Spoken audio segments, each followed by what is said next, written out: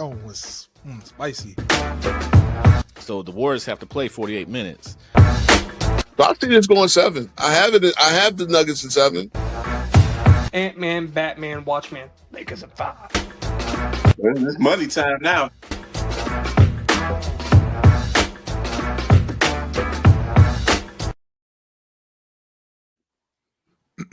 Welcome back, YouTube, to the GOATcast podcast. I am Big Nige. I am today's host, and of course, we're joined by CW and Ron Dog. How we doing today, CW? Ron Dog? We here. Chilling. We got an MVP too. Yes, sir. Gotta give shout out to MVP, the one I called. Even CW had to agree with me this year. That's Mr. Shai Gilgeous-Alexander of the OKC Thunder. Obviously, he had a phenomenal season. If you want to go look up all the stats that me and CW discussed, you have to go check out that video. But, you know, MVP, he's definitely looked like the best player in this postseason. You know, you can argue with your mama. Don't argue with me. But, yes, he's the MVP. I don't know. CW, you got anything to say about our MVP? You got to look on your face. Man. I'm going to talk about it when we do the OKC Timberwolves prediction, but man, studying SGA's game, Jokic was robbed. That's all I'm gonna say. Jokic was robbed. I even picked SGA, but that's before I only watched about a handful of his games this season. But now really analyzing his game, Jokic was robbed. You echo those sentiments, Ron Dog. SGA was good, you know. Congrats, he got it, but I just don't think he did the stuff that Jokic did for his team. I think it's not just scoring, but it's about what you can do for everything. And what's going on, King Speech? What's going on, man? A lot of hate in this chat. I mean, just a lot of hate on this panel right now. I mean, y'all got to give it up to this man. Even King Speech. I did give him his congrats. You can't deny 68 wins, man. Like, that's insane. Come on, y'all. That wasn't his, though. That's a team thing. He's the best player on that team. What you mean? I mean, that's what won it for him. So, I mean, that was probably the catalyst that got him all those votes. We know it's a team award because I've been said it for years now. This is a team award. You were the best player on the best team. Okay. I mean, minus some narratives. But either way, let's jump over to the Eastern Conference and let's talk about King Speech's New York Knicks. We got the Eastern Conference Finals. We got these predictions. This game is actually, I think it's going on right now as we speak of this recording. Yeah. So we got the Indiana Pacers and what they've done, what they did to the, you know, what was left of the Cleveland Cavaliers, what they did to what was left of the Milwaukee Bucks, you know, made them look silly. Then you had, you know, the New York Knicks. They did Boston real dirty. Mm-hmm. And, you know, so I'm going to go ahead and kick it off to CW to start this one. Who you got for Pacers and Knicks? Pacers and Knicks. This is going to be, I think, a really good series. I think this is, in some ways, throwback. There's history between those teams. We can actually, you know, put some 90s into the analysis of this because they were a big-time rival in the 90s. You know, it kind of feels like that. The way, especially the way the Knicks play, they're a physical team. They play kind of a gritty game, which was what the Knicks of the 90s, how the Knicks of the 90s played. They just don't have a Patrick Ewing, but Katz, he's serviceable. But this is going to be one of those series that comes down to execution when it counts, and who can put their will on the other team, who can just go at the other team. I'm going to pick the Knicks because I think overall they're a better team, but I feel like I'm kind of slighting the Pacers because nobody talked about the Pacers any this season. We didn't talk about them early on. Most of us picked them to beat Milwaukee, but we thought that they were one and done. But they've been a great team since then. I think both teams match up well. The Pacers, I think, are the second highest scoring team so far in these playoffs. So I think you have to take a look at that. They can put the ball in the basket, and that's where the Celtics struggled throughout their second round matchup with the Knicks. They just couldn't put the ball in the basket when it counted, and the Indiana Pacers can. But when it's all said and done, I think the Knicks, Jalen Brunson has made me a believer. I'm a believer of him now. He is a big clutch player. He's going to go, full out when it counts, and he can make big baskets. So I'm gonna give it to the Knicks. I think this goes 7. I think this is a 7-game series. I think both will throw haymakers at some point. I think in the end, the Knicks, they have home court advantage. I think Madison Square Garden is going to be a tough place for the Pacers to get that Game 7 win in. So I think that's going to be the key. They have that crowd. Everybody's pumped. We know my man King Speech. He's pumped about these Knicks. So I think they just have that, just the battery in their backs right now, and they're going to show the world that they belong as the best team in the East. So Knicks in 7. What you got, Ron Dog? Well, King's Speech ain't gonna like me right now, but I'm gonna give it to the Pacers in 6 because I think they have better ball movement. I think they play better team basketball because the Knicks, if nothing's gelling with them, you know what's gonna happen. Brunson's just gonna try to ISO and throw up a shot and pray. So I think the Knicks have better team basketball. I think Miles Turner's a better big than Cat is. He can get rebounds. He can help him protect the paint. I think he's shooting better throughout the playoffs than Cat is too. So I'm going to have to go with Pacers in 6. Ooh. Hmm. Ooh. Okay, looks like I'm the tiebreaker. All right, a couple things for both of these teams. I'll start with the Pacers. What I want to see in this matchup, I want to see Halliburton stay aggressive. He's been pretty much torching the bigs off switches. He played Brook Lopez basically off the floor. He played, he took Giannis off the dribble, blew by him, created advantages for his team, did the same thing against Cleveland when they switched Jared Allen on him, who's a serviceable, switchable big. But of course, he made mincemeat out of him, created advantages for his team. So I want him to continue to look for that, especially against somebody like Towns, who is not the best individual defender. He had some flashes against the Celtics where he was switching on Jaylen Brown for a couple possessions. He's not incapable, but I think, again, if we're talking about a long, drawn-out series, I like Halliburton to get the better of those matchups, but I want him to be aggressive in those matchups and not just look to pass, but also look for his shot. I think they also are going to try to speed New York up, just like they sped up Cleveland, just like they sped up Milwaukee. Everybody's thing when they play the Pacers is to slow them down, but I just don't think that it's possible with the bodies that they have on the floor. So, continue to keep speeding up New York, make them play at your speed. I would say they want to keep Miles Turner out of the action. You don't want to have a lot of screens where he has to come up and switch on a guy like Brunson because he's going to get him in foul trouble, or he's just going to flat out torch him. You definitely want to put 2 on the ball when you have somebody like Mitchell Robinson setting those screens.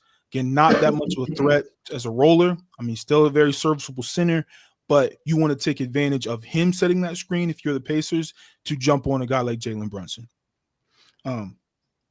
So other than that, you want to keep Halliburton and Siakam away from Brunson. Again, the scoring capabilities that he has on both of those guys, he's just, again, been able to torch them hard. Brunson is going to get his, but you don't want to put those guys, Hallie and Siakam, in foul trouble. So, again, keep them away from Brunson. Bring somebody else up early. Do what you need to do. And then you have to leave Nembhard and Naismith one-on-one. Don't send a whole bunch of help that allows New York to move the ball around to get guys like OG, Mikal Bridges, even Josh Hart to a lesser extent, open looks. So if they can minimize those things, control the glass, and Halliburton stays aggressive for, 6, 7, however many games this goes, I think the Pacers will have what it takes to beat them. However, though, my prediction, I have to go the Knicks because I think the Knicks have shown that they can play fast like the Pacers. I think They do have they will probably get baked in the Halliburton, Miles Turner pick and pop. I don't think they have an answer for that, but I think it's more of like, okay, do you think Miles Turner is going to beat you? Do you think Halliburton is going to beat you? Like if you limit them to just giving them what they want, which is the Halliburton, Miles Turner pick and pop, I think you can adjust. You can find ways around that, but I think that's going to be the Pacers' best advantage against them, and I think that's not insurmountable. You want to keep Towns out of foul trouble. You're going to have to switch. Don't do drop coverage against this team because you guys will go home. All right. You have to switch just like you did against Boston. You're going to have to switch. And you have to find minutes for Mitchell Robinson. Understandably, his free throw percentage is absolutely abysmal.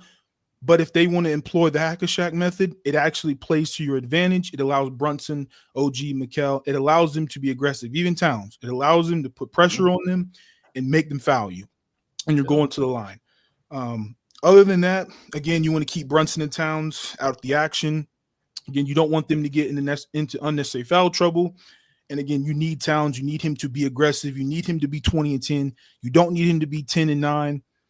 You need 20 and 10 Towns for these games not to be as close in the fourth quarter for a team like the Pacers to come back and beat you. So the main thing is obviously you want to kill them on the glass. You want to switch on defense. You don't want to do a lot of drop coverage, a lot of shooting the gap. Just play honest, switch everything, and trust that your team, which I believe is the better team in the New York Knicks, will take this Pacers team out. Even though this team is red hot, I'm going to give the Knicks a slight edge. Both teams fully healthy. I'm going to go Knicks, and I'm going to go Knicks in 6. Yeah, I think just really quick, based on some things King Speech said, and this is something I said on his show a couple of nights ago, but that's the key. The Knicks do have a varied attack. You know, they're not the greatest three-point shooting team, but they can shoot threes. They can, Brunson's going to do what Brunson does and get to certain spots, able to make shots. They can score inside. I mean, that's not their bread and butter, but, Mitchell Robinson, those guys can score inside. So I think that's going to be tough for Indiana to have to deal with because they're not the greatest defensive team. Miles Turner can defend, but on the perimeter, can they defend these guys? And we saw how the Knicks did the Boston Celtics. And the Knicks have two, I would say, top 5 wing defenders in OG and Mikal Bridges, who can really get into guys and keep them from really scoring and get any kind of comfortable shots off. So I think that's going to be the key, is that the Knicks defense is really good and the Pacers defense isn't the greatest. But as you said, they are fast, they can score. I think it's going to be a really good series. I want to see what happens tonight, but all in all, I think it's going 7. But I agree with everything both you all said. I just don't know the Pacers. I don't think they're ready yet. I have only one thing to say because I saw King's speech said Cat's getting 35 a game against Turner the last 3 years. That's because that's whenever he was with the Wolves and Cat was a main scorer. With the Knicks, he's not. So just got to see how the series plays. And the Pacers also are the first team in NBA history to have 6 players average 10 points while shooting 50%, 40% from the 3 in a single series. So, and that was against Cleveland, by the way. So, yeah, so they are formidable, and this is going to be a very tough series. And if anybody gets nicked, somebody misses a game, that could also sway this series either way. It's really close, but like I said, I'm giving the edge to the Knicks. Yep. Respectfully. Yeah. So, speaking of edge, let's turn our attention over to the West. Well, to the Western Conference Finals, Minnesota Timberwolves and the legend slayer Anthony Edwards and the resurgence of Julius Randle going up against these dogs in OKC, man. These young thoroughbreds, they're getting to it, man. And wow, this is going to be a good series. I hope. Before I dig into it, I'm gonna kick it over to Ron Dog. Who you got in this series, man? Well, as you asked me a day or so ago, I told you I had the Thunder in 6. Just because they are the more explosive team. They are just the more dominant team to me because off of what I saw in game 1, you got Poop Scoop Rudy Gobert who can't rebound for him. 3 rebounds in 21 minutes is bad. I mean, Yeah. you couldn't get more than 3 to help them out because that's what helped stop them from scoring more points and getting no rebounds. And then Alex Crusoe slowing down Ant Man a lot. The, OKC definitely just said, we are just going to let Randall shoot. Let's make Ant Man's life tough. And then that's exactly what they did. And then of course, SGA did his free throw line routine first quarter. What do you got, CW? So who you have? You got OKC OKC in 6. 6. Okay, that's pretty generous, I would say. We saw last night in OKC. As we said before we went live, I said that Adam Silver's worst nightmare should be OKC making it to the NBA Finals because they're boring. I'll tell you why. They love what they do. I mean, it's great basketball, but it's not the greatest basketball to watch, is what I'm going to say. And what they do, they speed you up. They speed up teams. That's what they did to Jokic. That's what they've did last night to the Timberwolves. They speed you up. They get into you when they're defending. So you have to make quick decisions. You have to read the offense very well. And they're looking, all of them are looking to try to get in those passing lanes. So they're into you, they're defending you, they're speeding you up. And then once they get the ball, they get it to Shea. He's looking, he's roaming, he's saying, who can I bait into a foul? So he goes at them, he trips and falls, gets the foul call, shoots 1,000 free throws, and that's your series. That's your game. So I think they have the perfect recipe to beat the Timberwolves because the Timberwolves, as good as they are, their best defenders are their best players, which unfortunately isn't. It's good to have, is great because that helps them against certain teams, but against this team, it's going to hurt them because you get Ant-Man in foul trouble, you get Jaden McDaniels, you get Mike Conley's not going to guard him, but to a lesser extent, Julius Randle in foul trouble. And then, Gobert is nothing out there because he smokes layups. And even Ant-Man can smoke layups. So I think this is, unfortunately, like I said, I don't think Adam Silver wants them in the finals, but this is OKC's series to lose. They're just too good. SGA with his foul baiting, it's just too good for them, and Minnesota's going to fall for it every time. We said it's similar to James Harden in the later 2010s, where he was with the Rockets and he baited. They had to change the rule because all he did was bait teams into fouling him, and the games got boring. The game slowed down too much, and that's what the OKC Thunder are doing. But I think in the end, OKC is just too good. I think this goes at the max 5. But I see a sweep possibly. I just don't trust the Minnesota Timberwolves. They look good for a half, and then on the second half, they just didn't look good. And even though I've been singing Julius Randle's praises, when he's your best player, I don't think you go far, especially in a conference finals where you're one series away from going to the NBA Finals.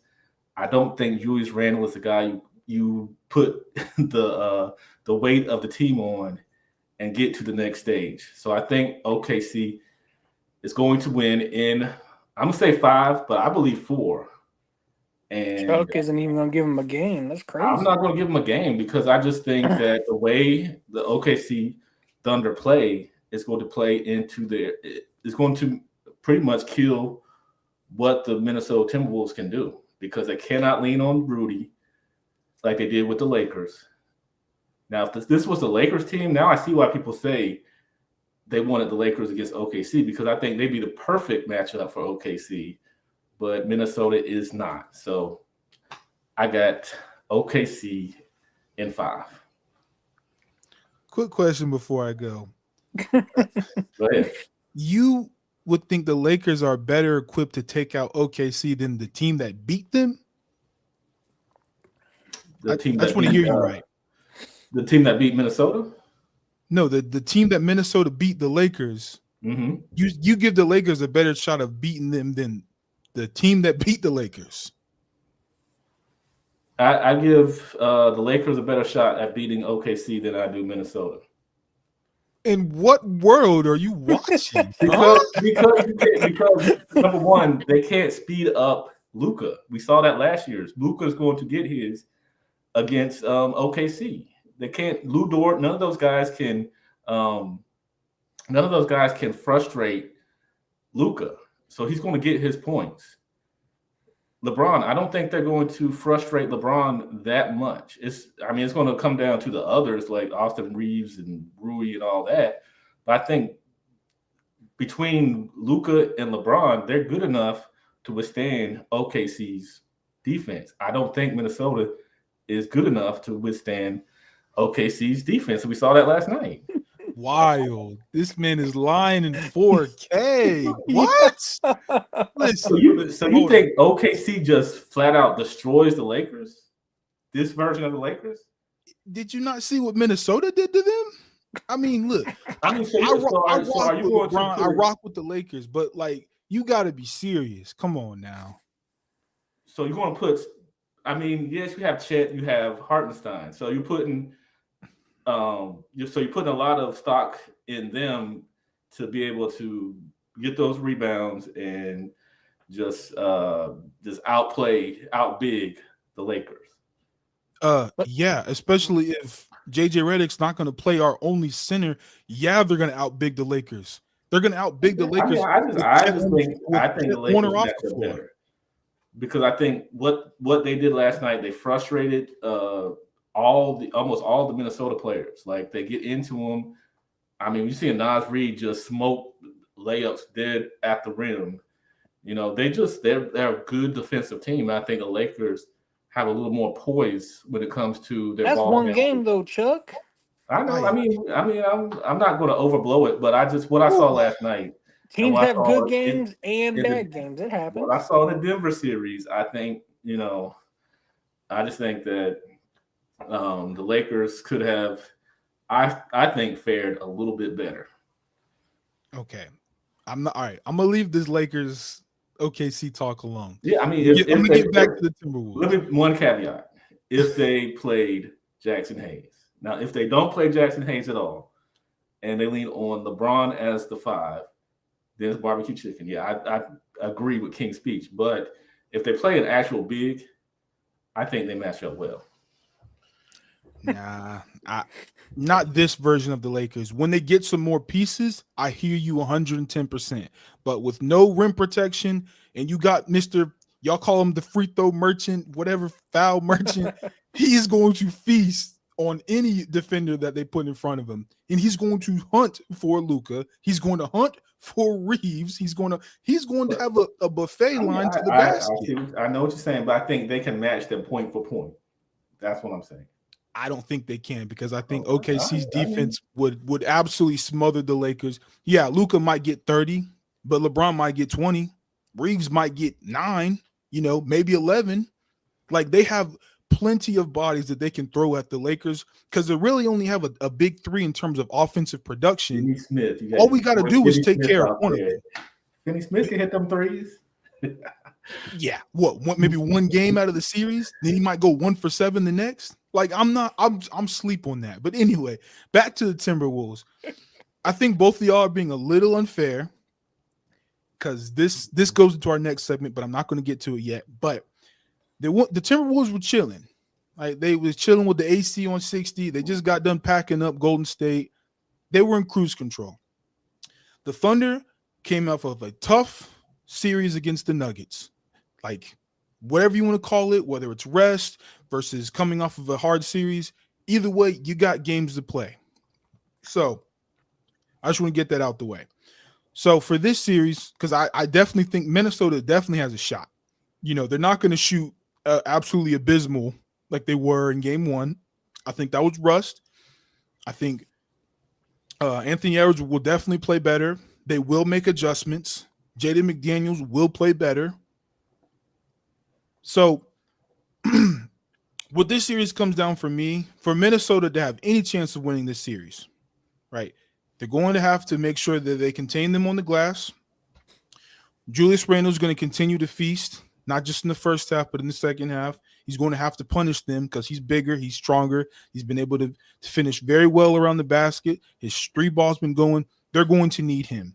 They're also going to need Anthony Edwards because what the Golden State Warriors showed you is with intense pressure on Edwards, forcing the ball out of his hands, he can be a non-factor. He could pass too much to the point where now when it's time for him to turn it on, he doesn't have it because he doesn't have a rhythm. If you get into him early, that disrupts his flow as an offensive player. What OKC's doing is that times 20 because they have several more bodies, bigger bodies, people who are big enough like Lou Dort, fast enough to stay in front of him like Lou Dort. They got Caruso who can stay with him. Isaiah Joes, the Casey Walses, they have enough people to just throw at him. And they can throw SGA on him if they need to as well. So there's nothing he can find in a mismatch to warrant him easy offense. So the adjustment that I see Minnesota making is playing through Julius Randle.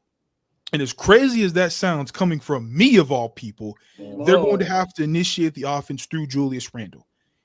I think that Anthony Edwards is going to have to play off the ball, and he's going to have to kind of play like a D Wade. Like he's going to have to move without the basketball to get himself easier offense.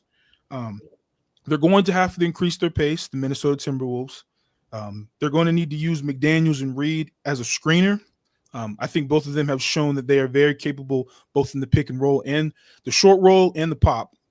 So, again, finding more advantages against this smothering OKC defense. Because if you go one-on-one against them, it's going to be a sweep, right? What Anthony Edwards was doing in game one, that's not going to work. So you're going to need to play holistically to beat them. You're going to have to keep swinging the ball, make them make mistakes. Because if you just go one-on-one, OKC is going to sweep them. It's also going to be on the role players hitting their shots for both teams, right? As good as OKC has looked defensively, they are the third worst three-point shooting team in the playoffs. They're only shooting 31.9%, right? But in the regular season, they were like top 5, top 6, top 7 in the regular season. They were top 10 for sure. So, again, this game might be a little bit of an anomaly. I'm not saying they might not get the Timberwolves might not get blown out again because they very well could. But to call this series over is just doing this team, this version of the Minnesota Timberwolves, a disservice. So for me, it's over. I really want to say Minnesota, but if Golden State taught me anything, because I think if Golden State had Steph Curry, they do beat this Minnesota team. So if you have your best player, like the Thunder do, you have that amazing intense ball pressure that the Thunder do, and you can hold them to 15 points in the paint, 20 points in the paint? Yeah, I mean, that's just a lot to overcome. I think the Timberwolves will play better, but again, the Thunder have too many advantages with SGA. You got the three-point shooting. You can have Gobert in a lot of actions. You can force Conley and Randle into switches, and you can just continue to fry them just with ball pressure and ball movement and just getting up in them and forcing turnovers. So for me, even though I don't think this series is over, but I will agree with you guys that the Thunder should win this game. And I put it in 6 games because I think the Timberwolves are too good enough. They have a really good coach in Finch. They will make the adjustments to win some games, but I don't think it'll be enough to beat this OKC Thunder team. The only thing that I got to say is that I gave him at least 6. Chuck is saying it's a sweep. And then I gave a gentleman sweep. And then, Nigel, to what you said about OKC's 3-point, that's because regular season, you can do the new era of 3-point hunting. In playoffs, you got to go to early 2000s basketball, and that's the teams who are winning. I agree. I mean, the game slowed down, so I mean that makes sense. Like, and the magnitude of your shots now are gravely more important than a random Wednesday night playing the Trailblazers. You're playing OKC. I mean, you're playing the Nuggets. In the same, like, 3 times in the same week or something like that. So, I understand that, but to still be third worst, they can shoot ice cold. Like the Nuggets have shown that there is the blueprint to bother this team. If you make this man SGA play hero ball and just go one-on-one because he's absolutely frying his matchups, that takes away from the rest of the team. That takes away from the Cason Wallaces, the Lou Dorts, the Chet Holmgrens, only getting 7-8 shots at times, the Hartensteins. Like, those guys need the ball too. But if you let this man get 40, but everybody else has got like 8, 7, 6, you can beat them that way. So I don't think this series is over, but I do favor OKC. But one more point. You saw last night in the first half, SGA was basically a non-factor, and it was close at halftime. Even with Julius Randle playing well, Ant-Man, he struggled last night. So I think that kind of showed me what I needed to know and why I'm picking them to beat them in such a small amount of games is because we saw in that first half where even with SGA playing not his best and not getting to his spots, and he got foul calls, but someone got rescinded. He just didn't get the calls all the time. And then coming in the second half and just kind of blowing them out, I just think that's going to be that looks like it's going to be the pattern of the series. Is they're just going to let Minnesota kind of get their footing, but they know they can ramp it up, where I don't think Minnesota can ramp it up, because if you want to trust in Rudy Gobert, I think the Laker game was fool's gold. So, I mean, he'll grab the ball, but there's so much pressure from the OKC big men that he's not a guy that can, like Shaq or some of those guys that can just turn and dunk it. He just gets flustered when he gets the ball. He's like Zach Edey right now, where if you get into him, he's flustered. He don't know what to do. So I think that's a bad recipe for them. So, OKC in 5. Also, J Dub having his 19 points. Listen, bro, if he doesn't show up, look, if he don't show up, because he also had 5 steals too, which is another anomaly. But all I'm gonna say is this series goes, if it's gonna go 5, it's gonna be because Jalen Williams shows up in all 5 of these games. Him or Chet. As long as one of them come along, I agree this series could get ugly. But I don't see them enough where they're both coming along or one's coming along. Like, it's usually SGA, and then it's just smothering defense to kind of carry you through some of these games, because the supporting cast sometimes really doesn't show up on offense. Mm-hmm. So series ain't over, but I digress. Let's kick it over to the question. And this question I was kind of thinking about when just obviously last night when you saw that the rested Timberwolves played against what everybody would have appeared to be a worn out OKC Thunder team coming off of that 7-game series against the Denver Nuggets. But you couldn't tell because it looked like Minnesota came off of like a back-to-back and OKC had plenty of time to rest. So it's just very interesting because even the Clippers series, when the Nuggets played the Clippers, they came off of a tough 7-game series and had to play against the OKC Thunder.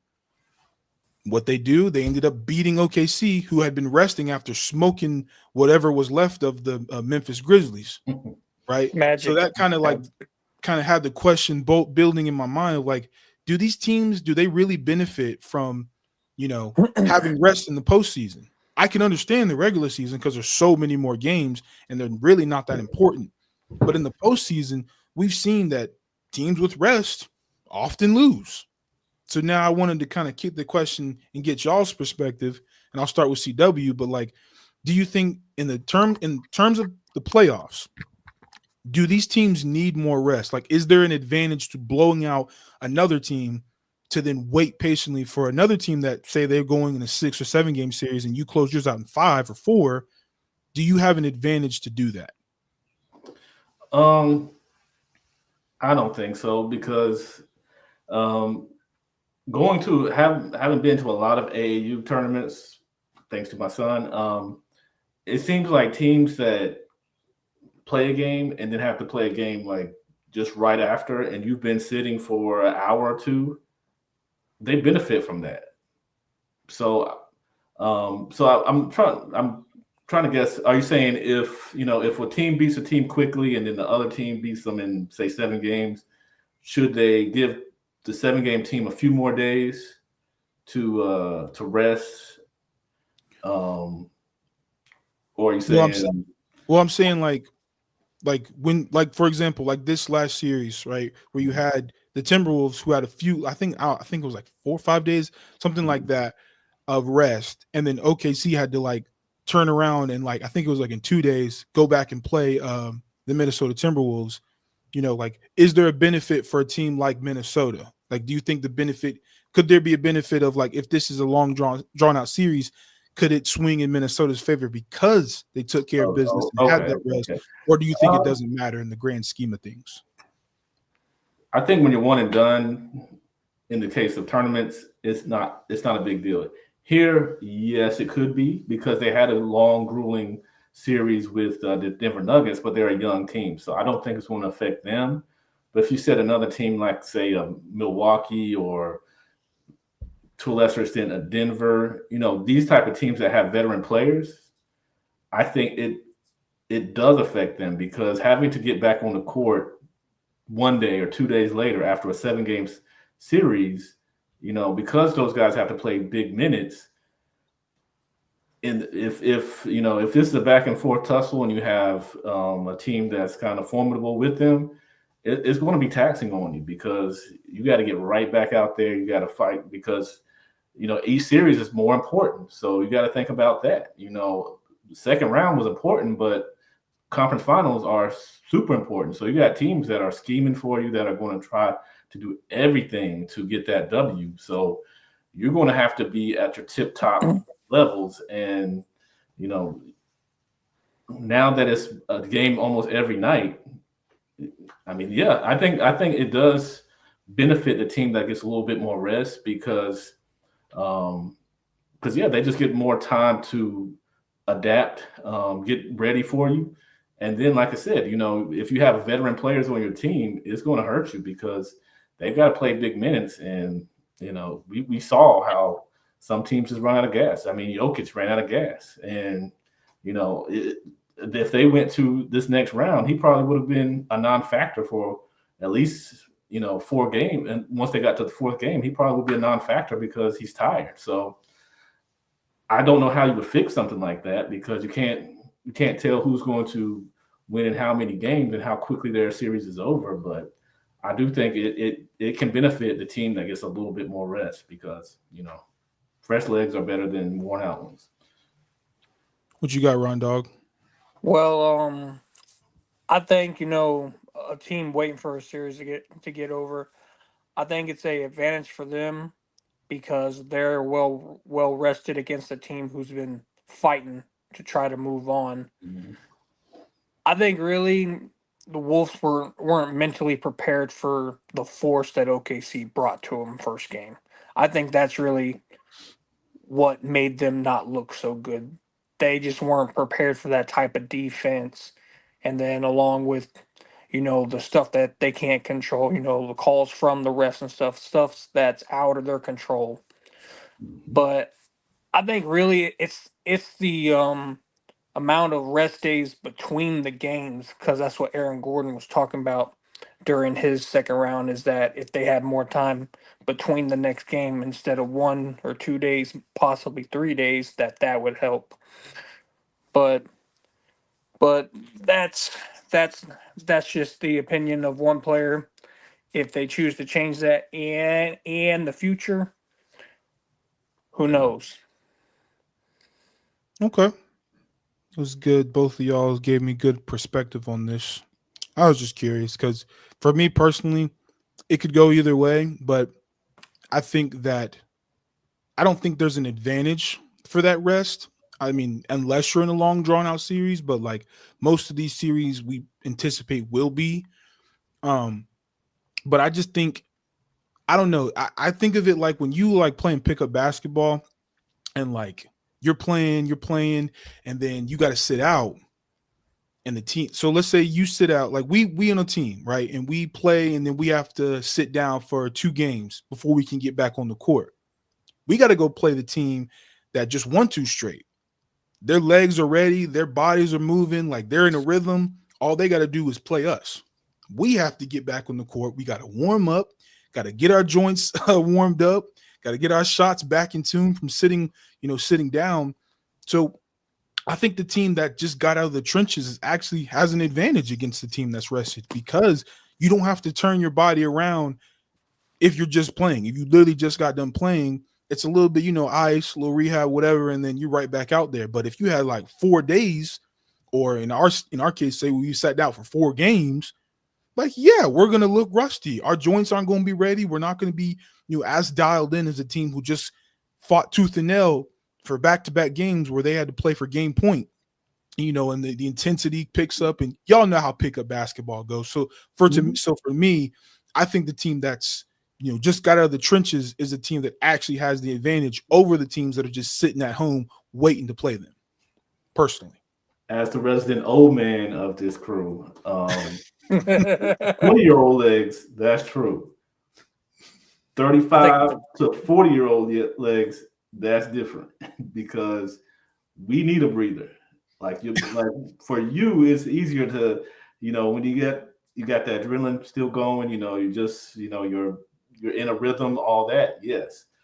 But the older you are, it's harder to like going from if you're playing a game and then you have to go right into the next game.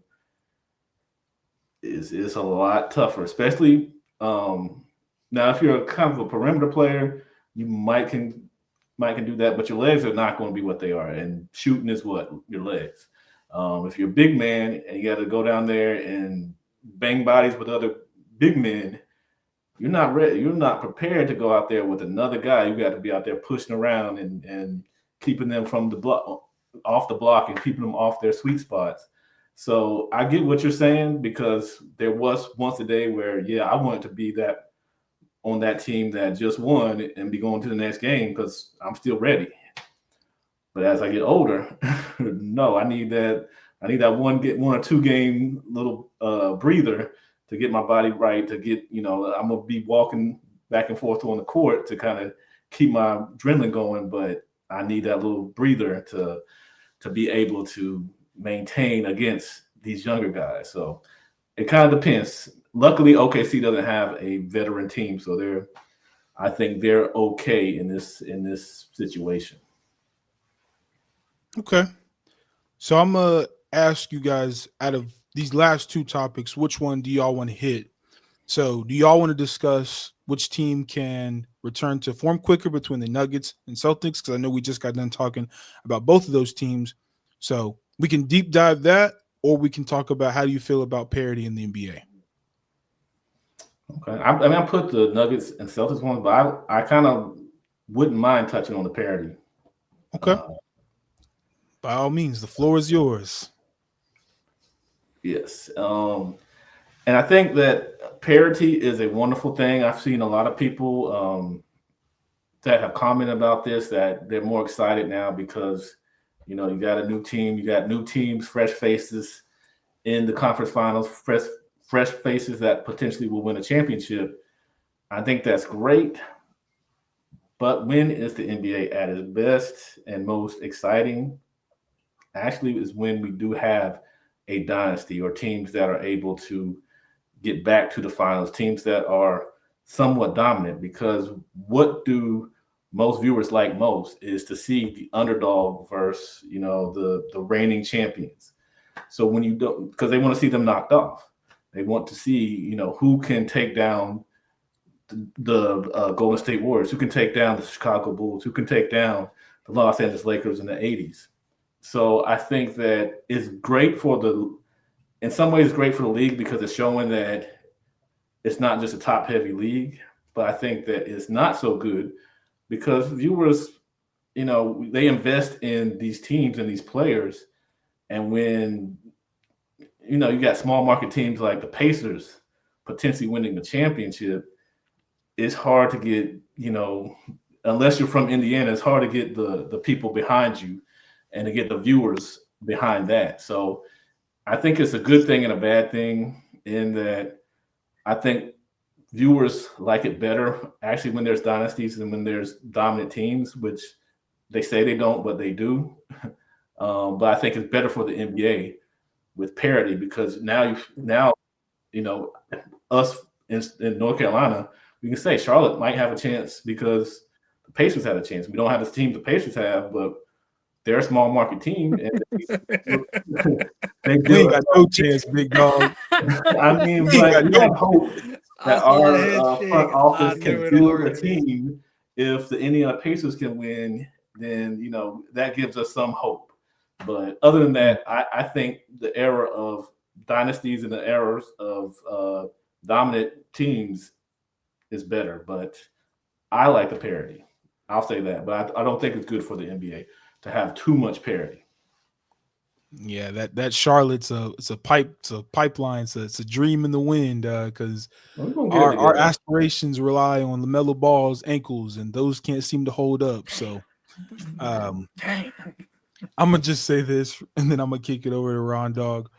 I think the parity is good for the league, because I think this is the first time in history where it's like potential seven different champions in like the same year, like the Mhm. 7 straight years of different champions. Yep. And so I think narratively, I think that's good for the NBA because like what would a ring do for Anthony Edwards, SGA, or Halliburton the Pacers, Jalen Brunson the Knicks, ending that however long many was it like 50 something year drought. They ain't won since like 73 or something. Knicks haven't won Been a long since time. '79. So yeah, it's been forever. I don't know the years, but it's been forever. So Yeah. narratively speaking, if one of them, because one of them will obviously win a championship because they're the last 4 teams left, you know, now we're talking about, okay, is Ant the new face of the NBA? Is SGA the MVP? Is he going to repeat for an MVP? Is he going to repeat for a championship? We're seeing the importance of depth now. We're not in a star-driven league no more. Like you have your 11th, your 7th, 8th, ninth man on the roster is actually important. They're actually showing that it's impactful to have a good team instead of just a top-heavy team because top heavy teams used to win. But the way the league is going, the way the talent pool is kind of dispersing, it makes you have to be good 7, 8, 9 deep. So I think that's good for the NBA because as great as like some of these great players are, I do think it gets kind of stale. Like because like watching Jokic go up against an entire juggernaut of a team, like you could just tell he was outmanned, outgunned. Like obviously we saw him put up 40 and 20. It was an amazing performance, but it didn't always end in W's. Like at Game 5, he had that masterclass performance. They still lose because why? They lost to a better team, right? But the story is, can I get Jokic some help? And the story should be, what an amazing job that the OKC Thunder did against an all-time great performance in Nikola Jokic, which that all-time great player technically should have won that game, but he didn't have any help. Regardless. But yeah, I think it's good for the NBA. I think it builds those storylines for those players who, are still making a name for themselves in the league. Obviously, they're accomplishing great things, but I think this version of the NBA, the parity era, all these different champions can allow each of these players to kind of carve their name, into NBA greatness. I think it's good. What you got, Ron? I think it's good because those years we saw LeBron James go back and play the Warriors back and back and back. People were starting to get tired of it. It's nice to see those matchups, but to see it every year, most people were okay with it. Most people didn't like it. From 2019 to now, whenever they had a different team every year with a different superstar winning. Those were actually fun to watch. Like in 2019, my boy Kawhi took over the East. He walked through the East like how LeBron did. And then 2020, LeBron got that Mickey Mouse ring real quick. And then, 21 Giannis, then Curry, then Jokic, then Tatum. You know, it's fun to see new blood get into the finals and see if they have what it takes. Because, the old stars that we used to love, there's not that many of them left. And most of them aren't their old glory selves no more. So we have to start seeing what the new ones are going to be like and see what they can. And then Nigel, as you said, what would a ring do for these new guys? Like let's just say Brunson. If Brunson gets a ring, he'll be shot into being talked about maybe one of the greatest Knicks. Mm. Yeah, yeah, No, that's true. That's true. yeah, yeah. Okay, I got a question. Okay, What did the ring do for Jason Tatum Tatum. Nothing. and Jalen Brown? What did the ring do for Jason Tatum and Jalen Brown?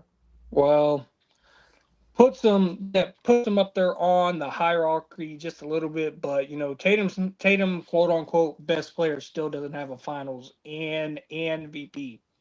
If you are the best player and your team wins a ring, you have to have that. I mean, I don't know, like championship or not. I just don't think the Tatum, like, I don't know, the discourse of Tatum in the NBA. Like, I just don't think he gets the credit that he deserves for all the things that he does for that team. But again, I just don't think anything was like pushing him like narratively. Like it's just like he had a better team than Luca and the Mavs, and they dismantled them. And Jalen Brown was playing this all world defense on Luca and kind of containing him, right? And he got Finals MVP and all that stuff. But it's like, I don't know. Tatum's a weird one because there's no buzz around what they were doing because they really beat inferior competition every time they played in that finals run. If we're going to be like, why didn't this ring do anything for Tatum? Well, he beat up a bunch of beat up teams or teams that were kind of lesser than. And then when they ran into the Mavs, none of the role players for the Mavs really showed up. It was really just Luka. Kyrie really didn't show up. So it's like, yeah, you got to give credit to the Celtics. Yeah, you got to give credit to to Tatum, but like Tatum didn't really play that well in the series to stamp his legacy. But if you put Brunson in that situation, maybe he gives you a 40 piece in the fourth quarter, or Halliburton gives you a 20-20. There's different narratives that can be sprung out, but the players do have to perform at the end of the day. You can give them a ring, but they have to perform and it has to feel earned.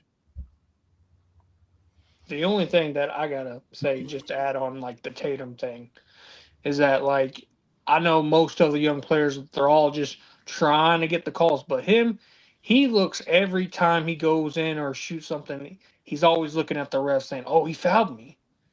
Like I just don't like how they're so quick to want to get a call to bail them out from shooting a terrible shot.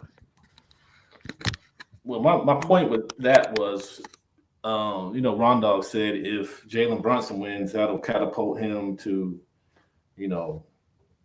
maybe being talked amongst the greatest Knicks. Why did that not catapult Jalen Brown and Jason Tatum? Because there's many great Celtics who That's true, but who have done a lot more than what they have.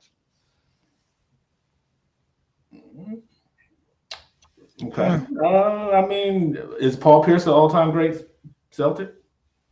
Yeah, by tenure and by champion, but yeah, definitely, I'd say more tenure. Like he had success, but like it was more the time there, the big shots he hit. They call him the truth, but like that's kind of it. But he's also stayed loyal as well.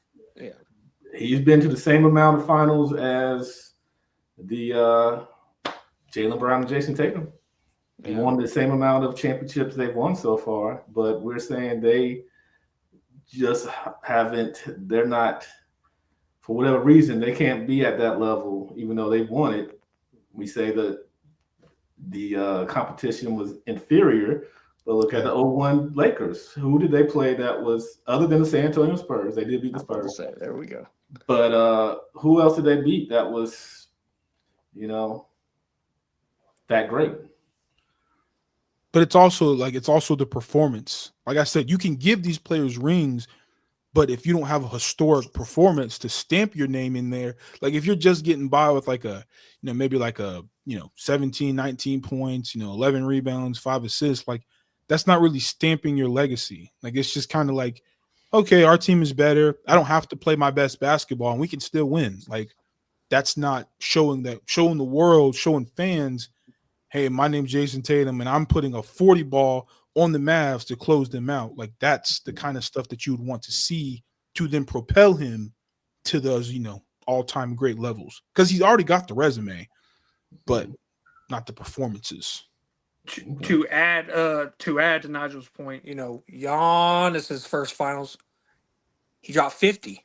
That's never been done during the finals. So that's what stamped Giannis with his first ring. Okay. Yeah. Well, and I'm not going to take your hosting duties away, but I'm just trying to ask a few questions. Go ahead. On this topic. So with that, do you guys feel with the parity, is this still a superstar-driven league? Is this still? Do you think the parity hurts because some of these teams have borderline stars? I think Brunson is a star. I don't know if I'm thinking he's a superstar. Ant-Man. I think he's a superstar he's on the verge of being a superstar. Halliburton, he's not a superstar. I don't know if he ever will be. Even SGA is not. When they talk about the face of the NBA, they never bring up SGA's name, even though he's now the MVP. He's a phenomenal player, but he's not seen as at a certain level. So, do you guys feel that the parity and some of those stars that aren't they're not Michael Jordan, they're not LeBron James, they're not Kobe? Do you think that's a good thing for the NBA to have that parity with guys that aren't quite at the level of superstardom that some of these other guys are? Yeah.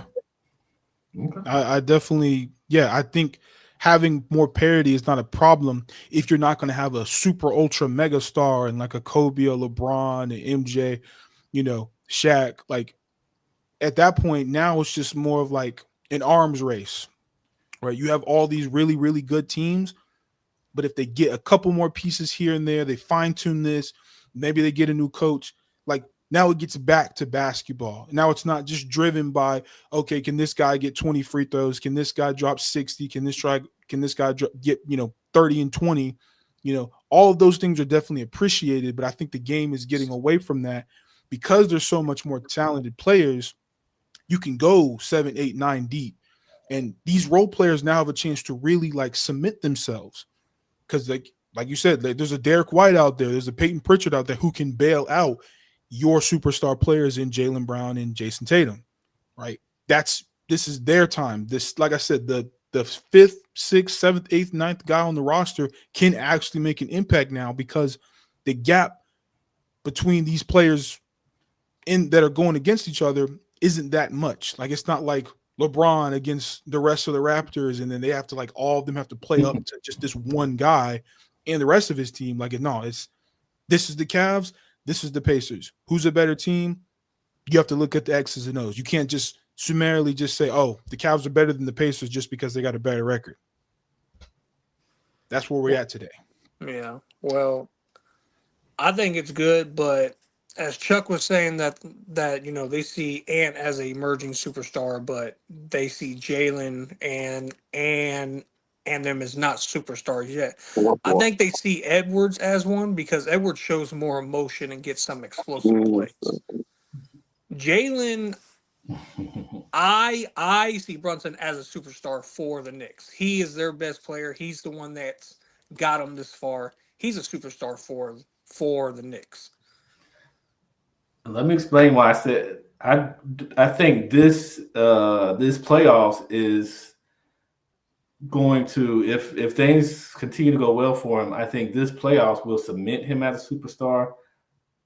I just think Brunson is right on the cusp of being a superstar. I don't. Yeah. If I was to say the superstars of the NBA currently, I don't know if I would put him there. I don't even know if I guess I would put Tatum, but he's kind of on the fence too.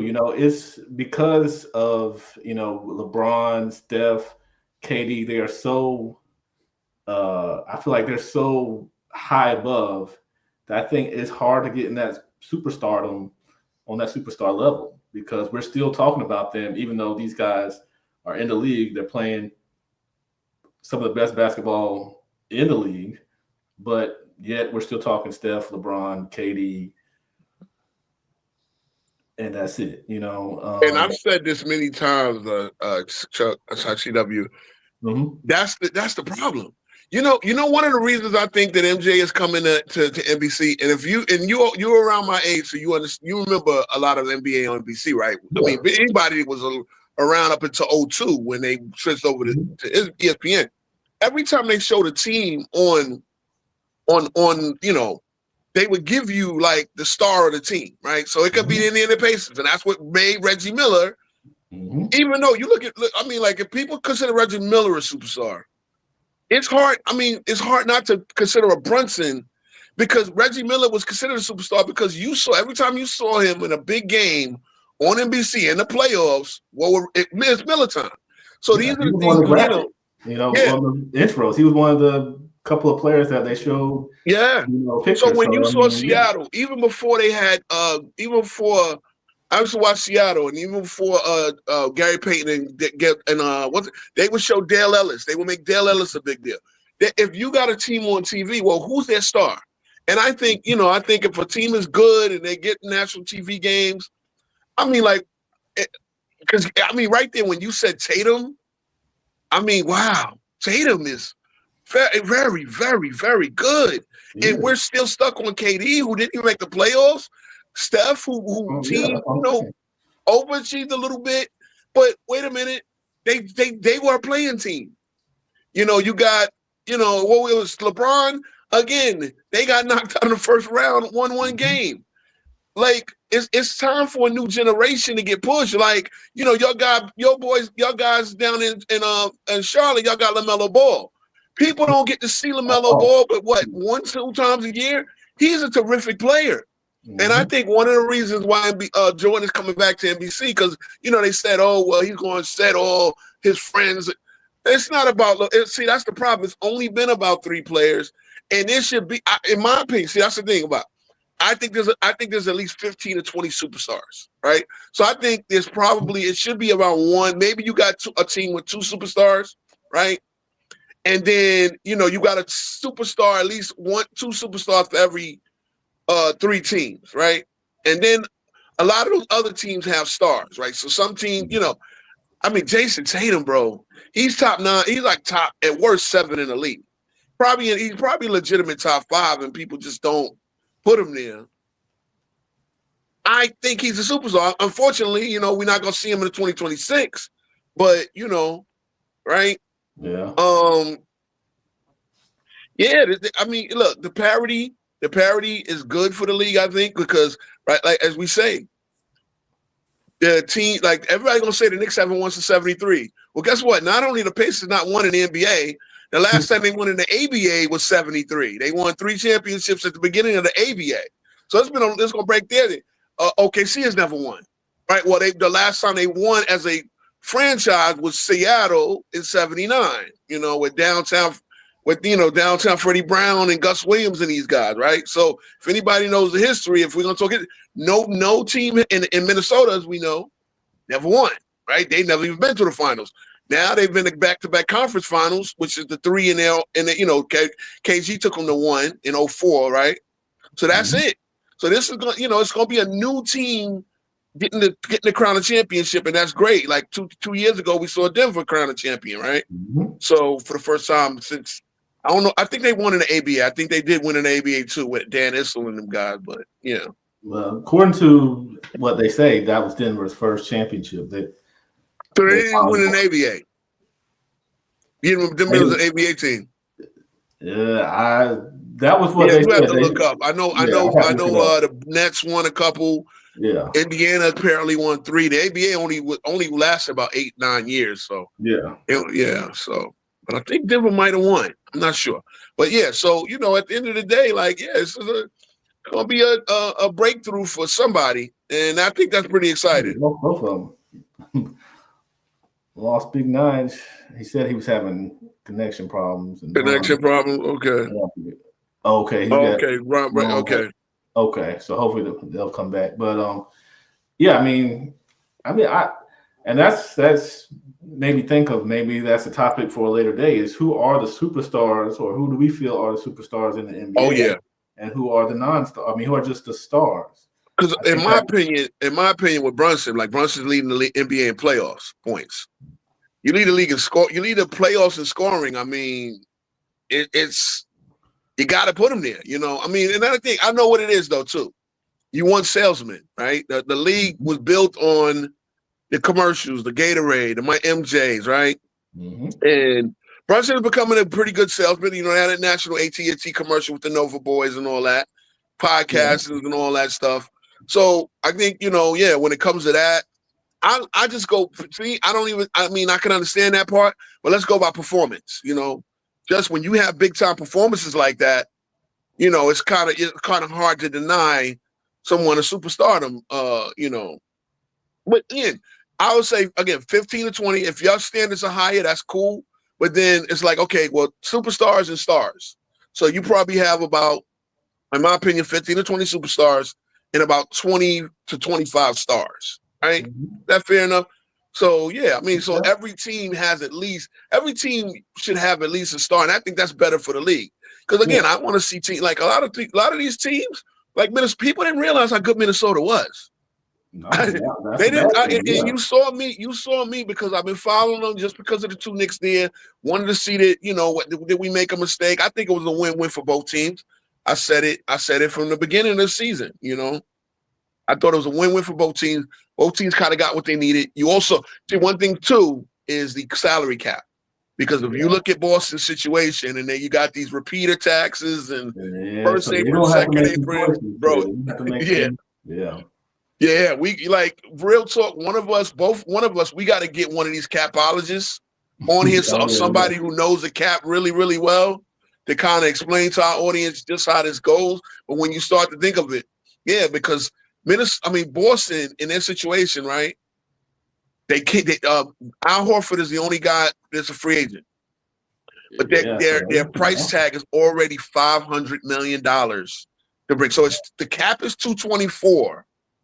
Yep. But because the NBA has basically made it a hard cap, like football, like the NFL. See, the football, you can technically go over the cap, but you pay an enormous penalty for being even $1 over the cap. That's why essentially it's a hard cap. Everybody and see, with them, it's easier for them to navigate it because the contracts are not guaranteed. So if a guy, you got a veteran guy who's not pulling his weight no more, or you can cut him, save some of the cap money, but you still got to pay, whatever his signing bonus is. That protects. First apron, second apron.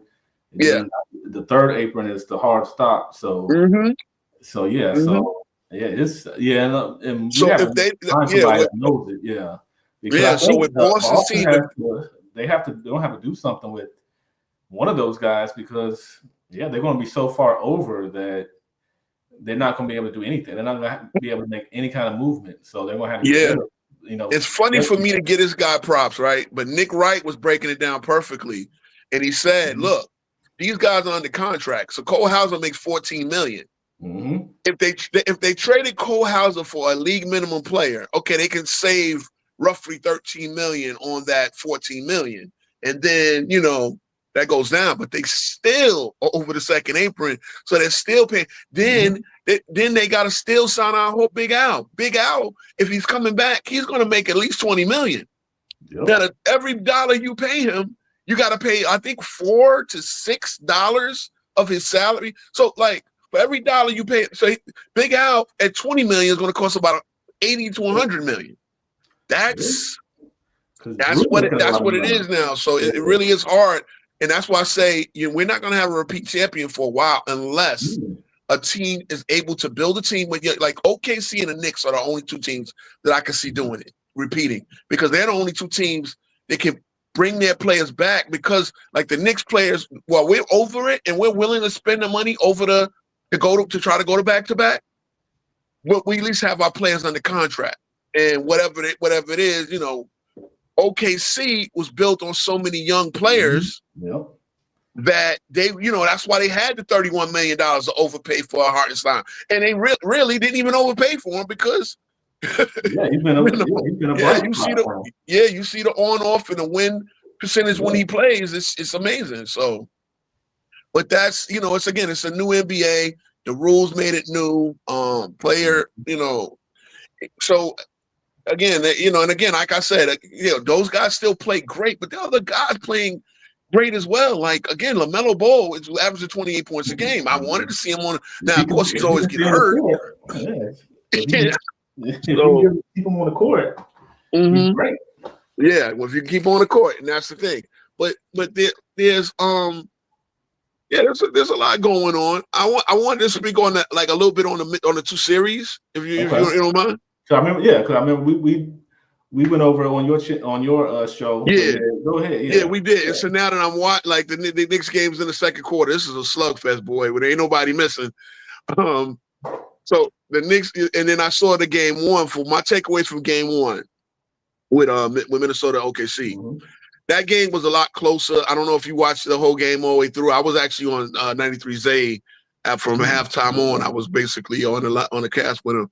And we was just, so Minnesota it was a defensive slugfest. Like, look, we had 9:33 in the second quarter, and this is almost the halftime score of Minnesota OKC yesterday, right? So it was defensive in the first half, and in the second half, OKC got a little hot, and then that's when the game turned when Jaden McDaniels got his fourth foul, and it was two of them were fouled. And so that's why I say, like, it wasn't that, OKC started making their shots, but you took one of their main defensive cogs out of the equation, and then everything opened up for SGA after that.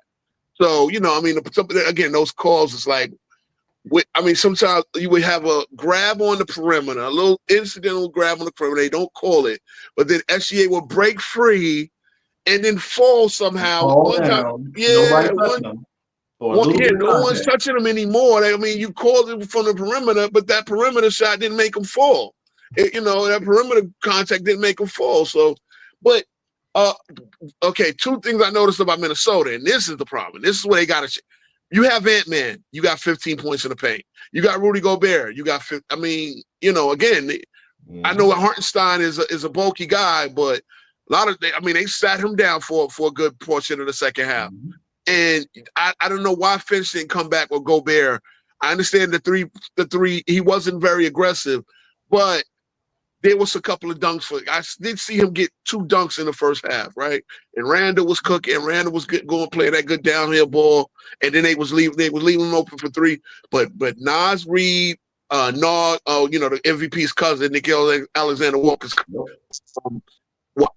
Dante DiVincenzo, they were all ice cold, and Ant-Man only made like 3 out of 10 from 3. So I don't see that repeating, right? They were really, really cold, but it was like that. It's like the closeout game against the Lakers. Why you got so many threes? Like, attack the basket. I understand OKC got defense, but guys, you guys got Randall, Ant-Man, attack the basket. It seemed like so they have 15 points in the paint.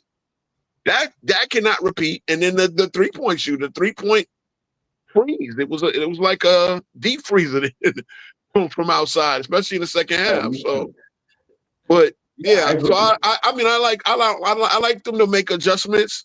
I was saying on Zay's Live, you see what the call now you see, because I've noticed this with the Knicks and the Celtics, and then the Knicks and the Pistons. In these playoffs, especially now, you got to kind of scout these refs. The refs all got their own style and what little incidental contact there, and that's very, very crucial. Because remember, I was talking about how the playoffs is more physical on 10 toes down, right? Yeah. So you got to scout these refs, and if you got a superstar in SGA, well, then Ant-Man should be an equal superstar, and he should be trying to drive to get these Exactly. same type of call. Exactly. And they would just, Minnesota's attack was just head scratching, And then again, as soon as I think OKC is one of them teams, once they get momentum, trust me, they can really. You've seen them. They can turn a 20-point deficit, a 10-point deficit. You've seen them to turn a 29-point deficit into a win. They can turn a 10-point deficit into a 20-point win very easily. Yeah. So that's because. Yeah. Go ahead. Yeah, I think why I'm so high on OKC is because, but I have to see OKC in Minnesota, because if the calls don't go the way they've been going, there's no way Minnesota can win, and unless just the OKC players just go completely cold. Even though Jalen Williams, J-Dub didn't have the greatest game. Chet was okay, but as long as they're okay, as long as they're playing minimal and SGA can get to the line as many times as he gets to the line, I don't see how Minnesota wins unless, Gobert gives them something. Jaden McDaniel stays out of foul trouble, which is going to be hard in this series because of the way SGA plays.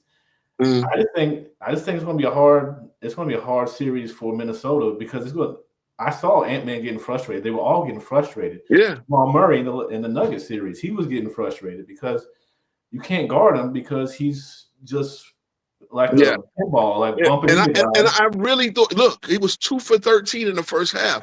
That was McDaniels.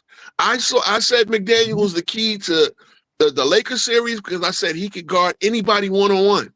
McDaniels is one of those. He's one of those guys that should be on all defensive team every year. Definitely one of the best one-on-one lockdown defenders in the league. Yeah. I was comparing to Scottie Pippen out there on the live last night, right? Yeah. But again, once you got that fourth foul, took him out the game, took the complexity out of the game. You bring in the combination of his cousin, his cousin, and I forgot who else was guarding him. But again, Minnesota played into their hands where they were not. Remember, it was about a 10-point game with about 5-6 minutes to go. So it was like Minnesota just never hit that big shot.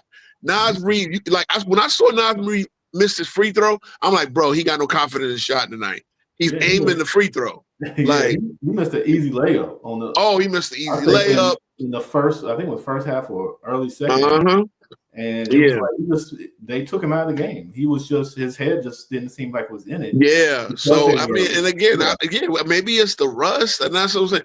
I'm just gonna be interested to see what adjustments they make for game 2, because there's no when you have Ant-Man, Randall, and Gobert, and the combination of Nas Reed, the big men they have, there's no way that y'all should have 15 points in the paint. I mean, even McDaniel, Scott. So 2 of those points were from McDaniels and Scott on one of them dunks. I know Randall was more hot outside than he was inside. But 15 points in the paint, and see right there, it's a 3-and-D league, right? So you got points in the paint and points from the 3-point line. There's not too much mid-range. A team will be lucky to get 10 to 12 points mid-range. So that really, you're either getting it from the line, in the paint, or or outside. And when you're cold and you're not attacking the basket, you're gonna expect to get beat by a team like OKC every time. Yeah, Ant was missing. I saw him drive and miss a layup. That's the worst recipe for them. They've got to, like you said, 15 points in the paint is not going to work. Beautiful pass by Cat. OG. Oh, the layup. Yeah, so I'm gonna speed this up a little bit, because I do want to watch some of the games. No doubt. So I'm just going. Go ahead. But yeah, do you have? I know. Are you going to do the show tomorrow? I plan on it. I'm still thinking of a topic. I heard from Travis. He's talking about going on. Oh my God, OG, what is going on? But anyway, he's talking about doing it on Sunday. Last he told us he had to run it by his broadcast partners, right? So, I hit him in probably like 5:00 his time when he sees it. Maybe he'll let me know. But I told him we could do it on both, or we could do one debate. We could do another debate on, because I think he wants to do Kobe LeBron again. So maybe if we do Kobe LeBron with our judges, and then we do the one I suggested on his show, that's fine. But like I said, he told me he got to run it by his two partners whether they want to do that topic. You know what I'm saying? They're going to have their judges for that one. Yeah, look, and again, I think I wouldn't even be mad. I wouldn't even be mad because I think that's something. Number one, I think that's out of their realm, like to judge a team versus team, right? Hypothetical team versus hypothetical team. I don't know if they've done that before. I think they always do only players. But I think that would actually, they would be like, a little bit more open to judge that fairly, being that that's something that they don't normally talk about. Teams, great, even as all-time great team versus all-time great team. Yeah, but I would do the Kobe LeBron thing because I think I really, and again, I saw that you saw a lot of what he, what he was talking, and I see a lot of what he was talking about. But by the same token, I want to get him on a few of his points that I think he gets a little hypocritical on, and so but he's, again, that's the thing about him. He's in Hawaii, so I know they're 6 hours behind us. That's a big time. Yeah, so unless we do it at 11 o'clock at night, and I don't know, he's telling me, Obi, so OG missed the dunk, and then OV missed the dunk. But so that it might be hard to get during the week, but we can, like I said, I can always do a Saturday afternoon. I can always do a whatever. Even you saw how we did Sunday evening. Yeah. So yeah. I mean, I want to get in this. I want to get in this debate ring, bro.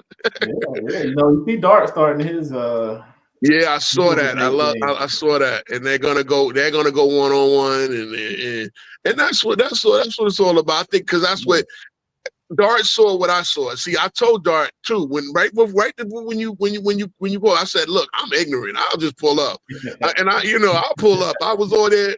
It was funny because yesterday I was actually agreeing with a Johnny. I was actually agreeing with a Johnny with his Jason Terry was an elite playmaker take, right?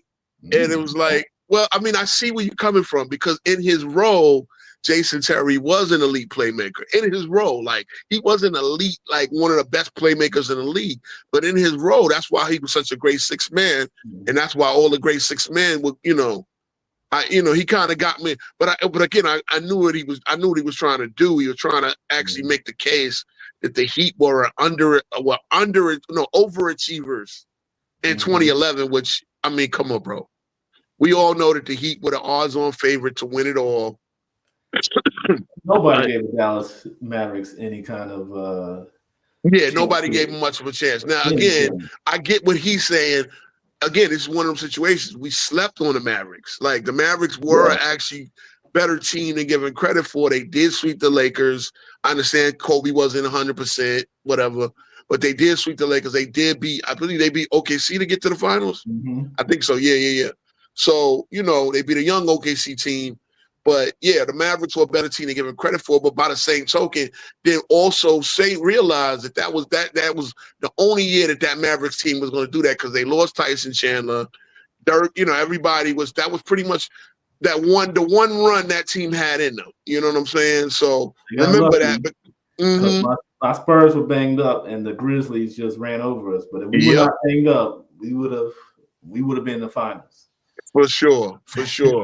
And you saw San Antonio went the next 2 years after that, or 2 of the next 3. They lost to OKC in the conference finals, and then should have went 3 for 3, but yeah, man, yeah. So that was that shortened season. That was that lockout season. So they. I'm sitting there arguing about a lot of things that we're Knicks fans about. Because now we got the Melo versus Brunson, and the worst part about it when we do Melo versus Brunson, bro, it's like. We sit here arguing about, bro, if we had Melo and Brunson right now, bro, could you imagine Melo on this team? You could say what you want about Melo. Bro, we needed a second bona fide scorer, and nobody would be seeing us. But, again, I'm very excited about I see OKC in their danger, but I also see where OKC can be beaten.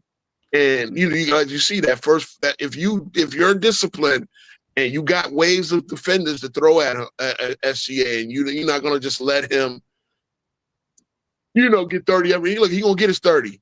You can see that. Like last night, he was awful. Look, at the end of the day, he was 10 of 27. He was awful, but still wound up getting 31, and that just goes to show you, just how he does what he does, right? And I know, y'all. Free throw line is his best friend. That's the boy, oh boy, oh boy. Man, so we might have to kill the flop thing. We might have to start. We need a little name for SGA because. Oh yeah, look, they know, but you know what it is? They know how to play. They know how to play, and that's why it's important that now, in addition to scouting teams, you got to scout the refs. You got to get see what kind of contact the refs let you get away with, and it's just kind of crazy, but here we are. Yeah, we are. It's gonna be interesting. I'm gonna try to catch this. What quarter is it in now? Oh, second quarter, about to go to the half. It's 54-51 Knicks. I'm trying to go catch the second half. So, all right. Let me know what you got planned for tomorrow. I'll get that up. But appreciate you joining us. No doubt. Yeah, I think Ron Dog said he had some family stuff going on. So, okay. But appreciate you hopping on. I knew you had to say something about your Knicks. Okay, yeah, my ears perk. I've been arguing with Boston fans. I've been arguing with, man, Boston fans are really salty. They mad that we going in their Facebook groups, but I'm like, y'all was talking crap about the team. Y'all was talking crap about the fans. So I'm like, bro, you say something about Knick fans, I'm definitely pulling up. Because I consider myself one of them.